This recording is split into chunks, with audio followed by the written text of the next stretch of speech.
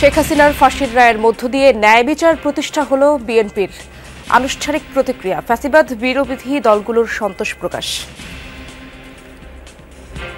এই রায় দ্রুত সময়ের মধ্যে কার্যকর করতে হবে এবং অবিলম্বে দিল্লি থেকে শেখ হাসিনাকে বাংলাদেশে ফেরত আনতে হবে। পরিবারগুলো তাদের পূর্ণ ক্ষতির পূরণ হয়তো কোনোদিন হবে না, কিন্তু কিছুটা স্বস্তি তাদের হৃদয়ে এসেছে। আওয়ামী ফ্যাসিস্ট শেখ হাসিনা তার বিরোধের বিরুদ্ধে রায় ঘোষিত হয়েছে। এই রায়ে ন্যায় বিচার প্রতিষ্ঠা হয়েছে। জুলাই গণহত্যার রায়কে ঐতিহাসিক বলছে সরকার।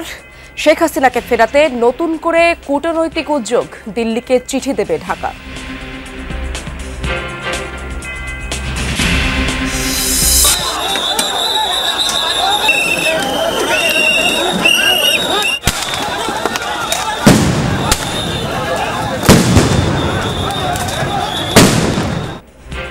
ধানমন্ডি ৩২-এ বুলডোজার কর্মসূচি ঘিরে রাতভর উত্তেজনা, বিক্ষোভকারীদের সাথে সেনা পুলিশের ধাওয়া।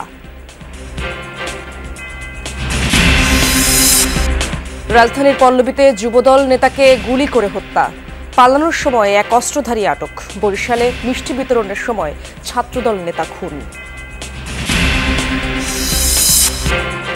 আজ ঢাকায় বাংলাদেশ ভারত মহারণ।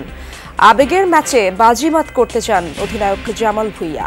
হামজা সমিতদের চমকে দিতে প্রস্তুত ম্যান ইন ব্লুরা। It's an emotional game. It's an emotional match, and it's a big voltage match. If we can end this year with a win, I think it will be positive.